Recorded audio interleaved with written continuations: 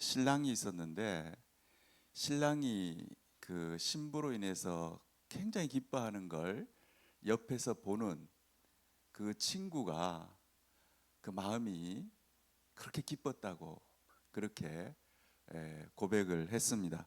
요한복음 3장 29절 한번 보여주세요. 우리 같이 한번 읽겠습니다. 신부를 취하는 자는 신랑이나 서서 신랑의 음성을 듣는 친구가 크게 기뻐하나니 나는 이러한 기쁨으로 충만하였노라. 아멘.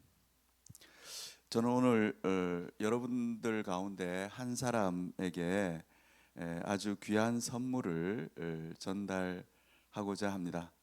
저는 이 선물을 위해서 많이 준비하고 또 많이 기도하였습니다. 그렇기 때문에 선물을 받으시는 분은 사람에게 받는다고 생각하지 마시고 하나님께 선물을 받는다고 생각하시기 바랍니다. 자, 제가 한 분 이름을 호명할 테니까 앞으로 나오시기 바랍니다. 누가 될까요? 우리 장은혜 자매님 나오세요. 앞으로.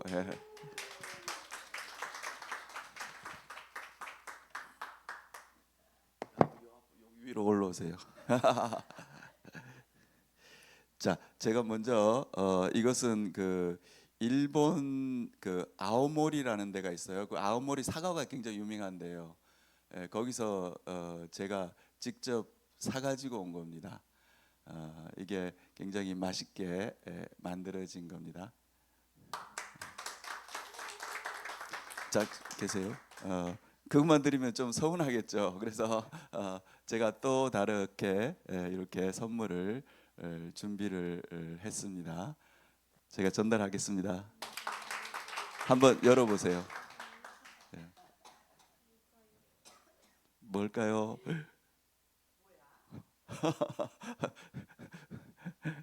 예, 지금 이렇게 놀래는데 제가 여기 저기 뭐야 상품권을 드리려고 하니까 상품권 있으면 또 거기 가서 사야 되잖아요.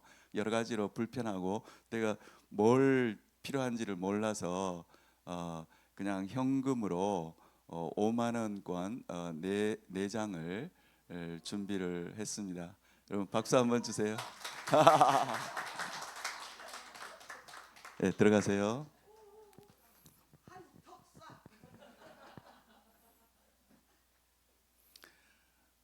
여러분 이걸 보면요, 그 받는 선물을 받는 사람 있잖아요. 받는 사람은 굉장히 기분이 좋겠죠. 그리고 야 오늘 정말 행운이다 이렇게 생각할 수 있습니다. 음, 그래서 받는 사람은 받아서 굉장히 기쁩니다. 그러나 그 선물을 준비해서 주는 사람도 그에 못지않는 그런 보람과 그 또 다른 기쁨을 느끼게 됩니다. 침례 요한이 그런 기쁨을 느꼈다고 그렇게 고백하고 있는 거죠.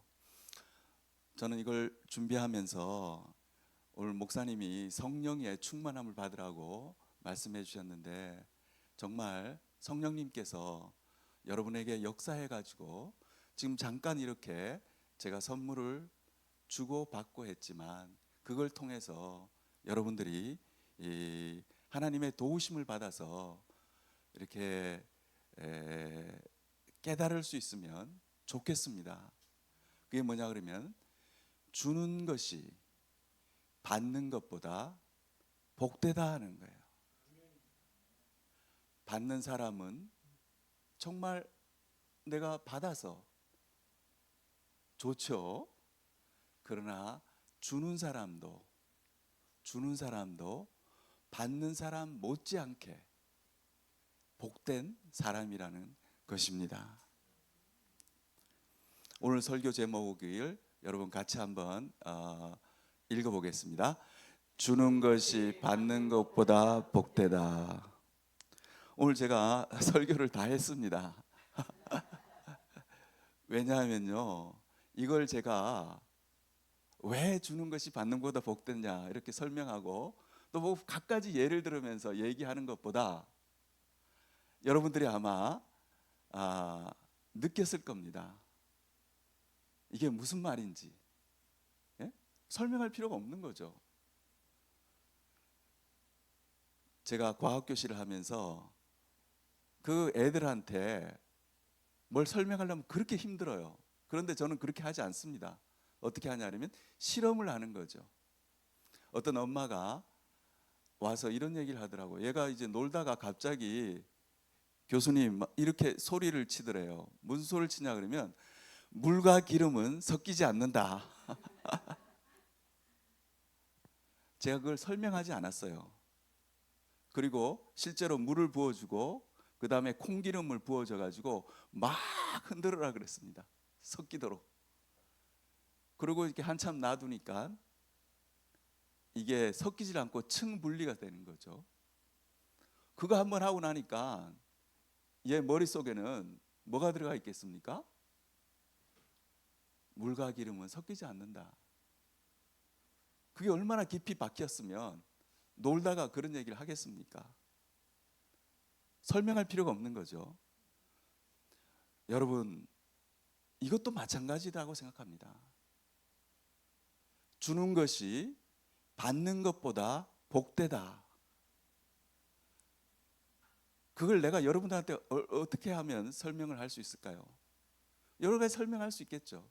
그러나 그것보다도 여러분 이렇게 이런 모습을 한번 보는 것이 여러분들이 깨달을 수가 있어요. 그리고 그렇게 한번 깨달은 것은 어떻겠습니까? 내 심령 깊숙이 박히게 되고 나도 이제 주는 사람이 되어야 되겠다.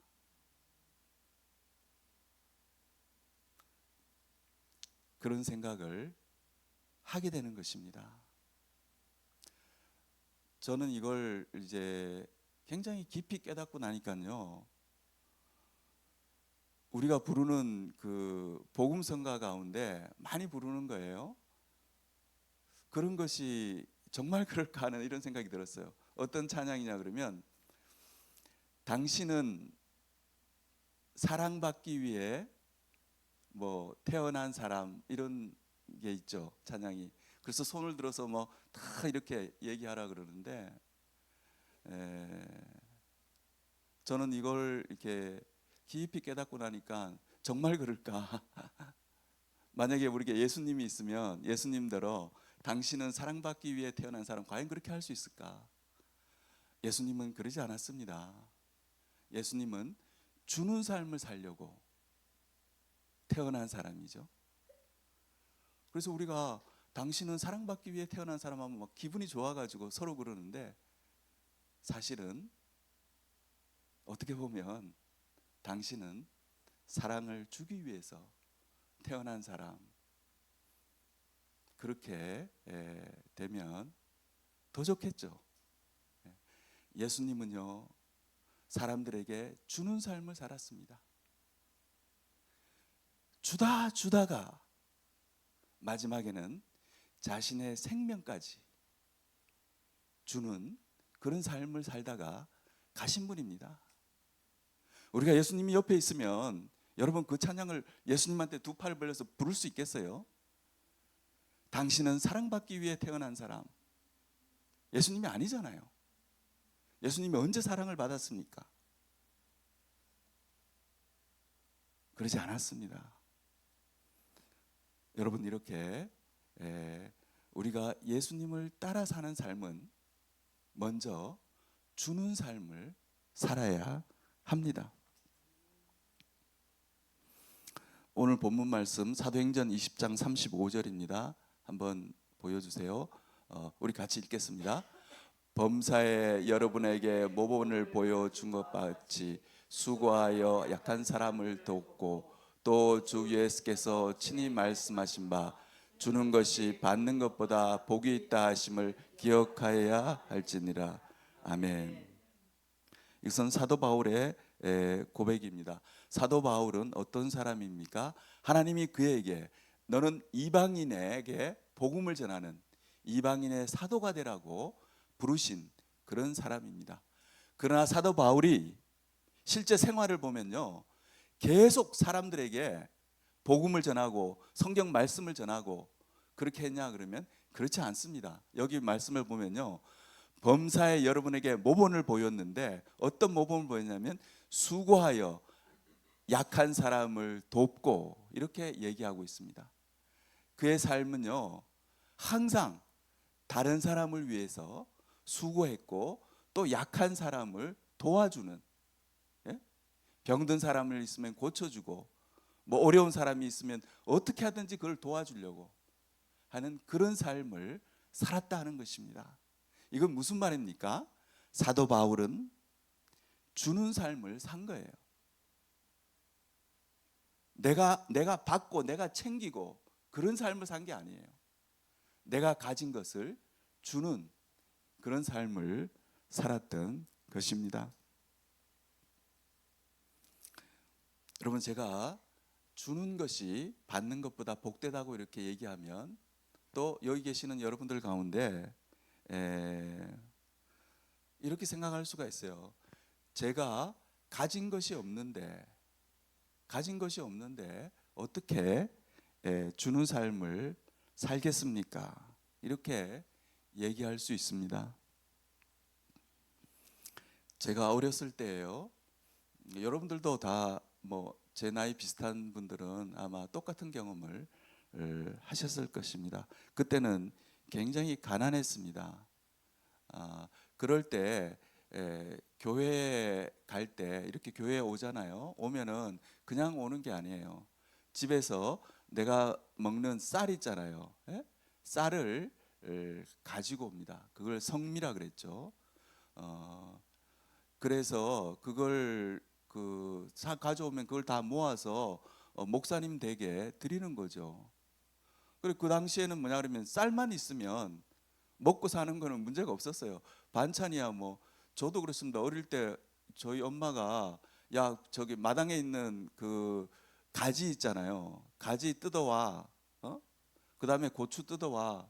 그래서 그거 뜯어가지고 가면 그냥 된장 풀어가지고 그거 넣으면 밥만 있으면 먹는 거예요. 그러니까 목사님이 그렇게 드셨던 겁니다.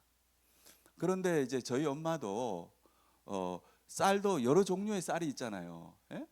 그런데 목사님한테 드리는 것은 이제 성미는요 제일 좋은 쌀을 이제 드리는 거죠. 그러나 이제 성도가 여러 명이 여러 사람이 있으니까 성미를 다 모으면 어떻겠습니까? 한 종류가 아니라 좋은 쌀도 있고 나쁜 쌀도 있고 뭐 이럴 거 아닙니까? 예? 그래도 목사님은 그 가정이 드릴 수 있는 최선의 것이기 때문에 이제 그걸로 밥을 지어서 드시는 거죠. 그런데 그때 쌀만 드리는 게 아니었어요. 저희 어머니는요, 저희 집이 교회에서 가까웠거든요. 그런데 집에서 뭐 고기가 생겼다든지 뭐 좋은 음식이 생기잖아요. 뭐 좋은 게 있으면은 꼭 목사님을 갖다 주라는 거예요. 목사님한테 그 좋은 음식을 드렸습니다. 본인은 어떠냐? 본인은 엄청 가난하게 살았어요. 정말 가난했습니다. 그러나 그때 그 성도들은요, 그 당시 성도들은 저희 집만 그런 게 아니에요. 다 그랬습니다.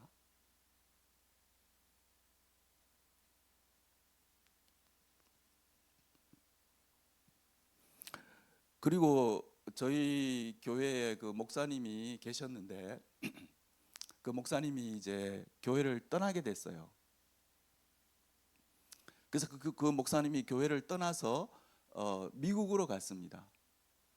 미국에 가서 한 7년 8년 미국에 사시다가 한국을 방문하게 됐어요. 그러니까 그 교회를 떠난 목사님이고 그 목사님이 이제 한국을 이제 한번 방문하러 오셨는데 그 방문하러 오니까 이제 저희 엄마한테 연락이 오는 거예요. 그러니까 그 옛날 그 성도들이 어떠냐 하면 다 돈을 모아 가지고 그 목사님 그 비행기 표하고 그 숙식하는 거 있잖아요. 그게 다 해결될 정도로 돈을 모아서 그 목사님한테 드리는 거예요. 그랬습니다.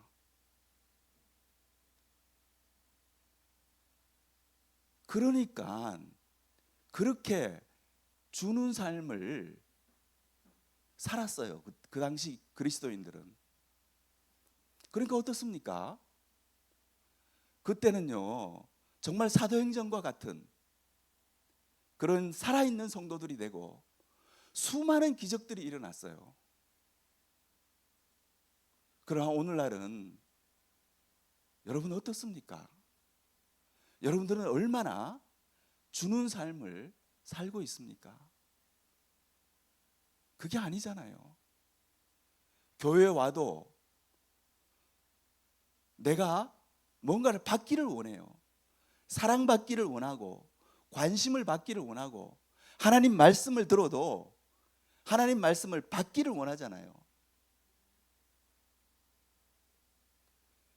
여러분, 내가 정말 하나님 앞에서 깨달은 것, 그런 걸 여러분 주려고 해본 적이 있습니까?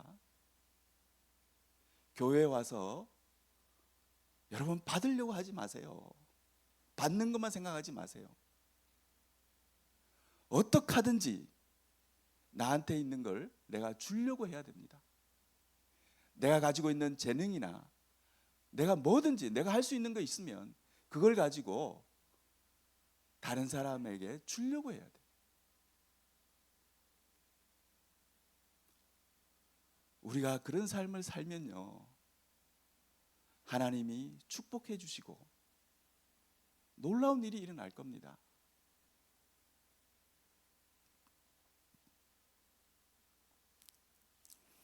오늘 제가 성경 구절 두 구절만 보여드리고 말씀을 맺겠습니다. 누가복음 6장 38절 같이 읽겠습니다. 주라, 그리하면 너에게 줄 것이니 곧 후이되어 누르고 흔들어 넘치도록 하여 너희에게 안겨주리라. 아멘. 우리가 주는 삶을 살면요, 위에 계신 하나님이 그걸 보시는 거예요. 그리고 주는 사람에게 어떤 축복을 주시냐 그러면 저기 있는 그대로입니다. 아주 후하게 하나님이 그를 갚아주시는 거예요.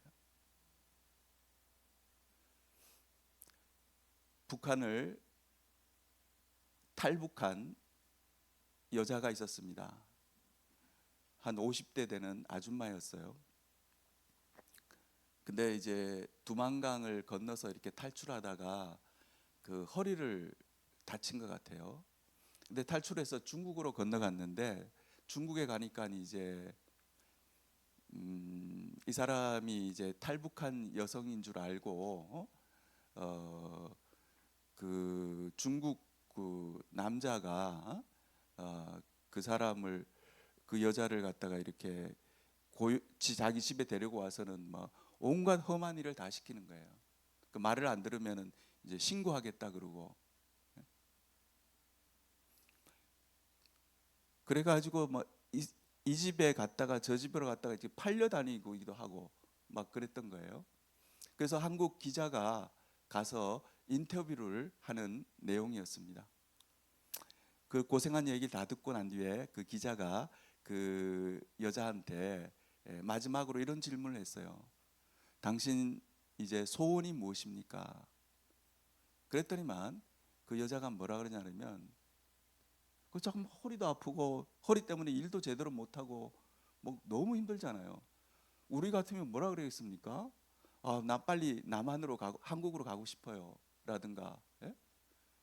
허리만 좀 낫는 게 내 소원이다 그렇게 할 것 같으죠. 그 여자가 뭐라 그러냐면 그 북한에 남겨둔 두 아들이 있는데 그 두 아들을 위해서 따뜻한 밥이랑 그다음에 따뜻한 국 끓여가지고 걔네들 먹이는 거, 한번 이렇게 먹이는 거, 그게 진짜 자기 소원이라 그러더라고요. 제가 그 얘기를 들을 때 바로 이렇게 마음이 뭉클하면서 깨달음이 오더라고요. 여러분 그 여자가 자기 입으로 뭐 좋은 게 들어가는 게 아니잖아요. 그러나 그 여자의 소원은 그건 거예요. 자기 아들에게. 여러분, 주는 것이 받는 것보다 훨씬 더 복된 거예요. 그걸 여러분들이 깊이 깨달아야 됩니다. 그리고 그걸 실천해야 됩니다.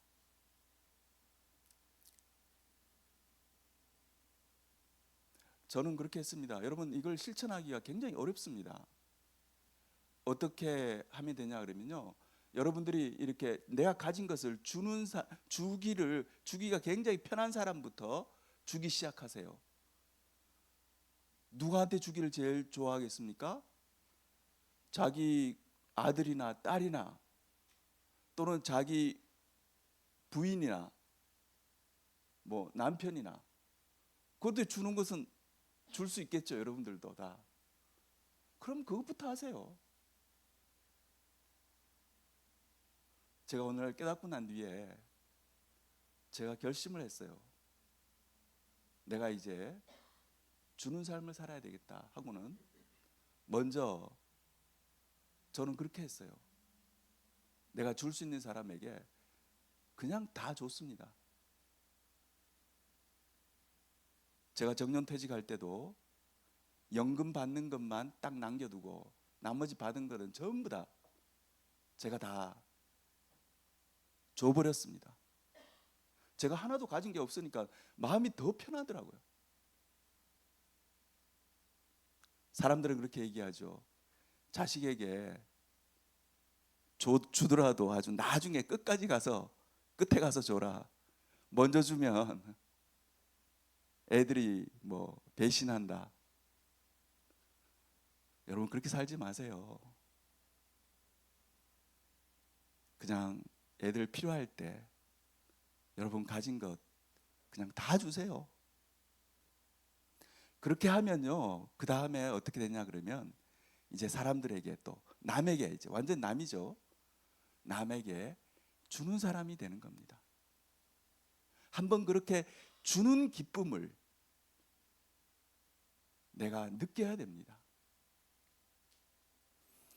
신명기 15장 10절입니다.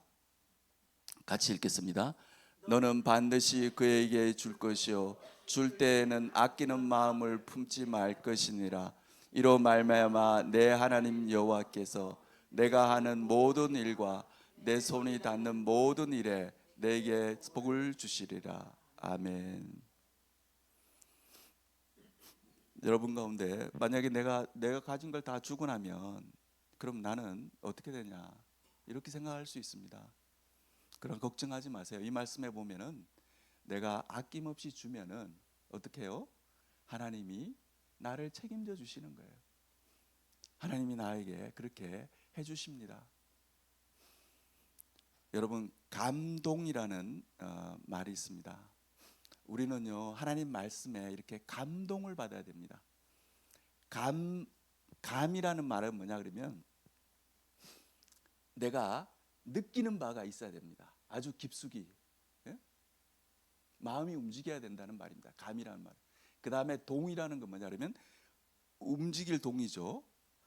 여러분, 이게 내가 확실하게 주는 것이 받는 것보다 복되다 하는 것을 내가 마음으로 확 느껴야지만, 감이 있으면 그 다음에 동이 생기는 거예요. 내가 실천하게 되는 거예요. 내 행동이 그렇게 되는 겁니다. 그렇게 안 되면 그 사람은 끝까지 안 되는 거예요. 우리 같이 기도하겠습니다.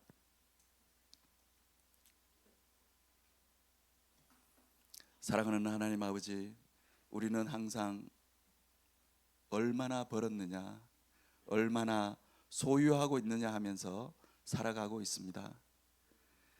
사랑하는 아버지 하나님, 이제부터는 얼마나 벌었느냐, 얼마나 가지고 있느냐가 아니라 얼마나 남에게 주었느냐, 내가 얼마나 주는 삶을 살아가고 있느냐 하는 기준으로 살아가게 하여 주시옵소서. 사도 바울처럼 수고하며 약한 사람을 돕고 또 예수님처럼 늘 주는 삶을 살다가 마지막에는 우리의 생명까지 주는 그런 삶을 살게 하여 주시옵소서. 감사드리며 우리를 사랑하시는 예수 그리스도 이름으로 기도드렸습니다. 아멘. 찬양 행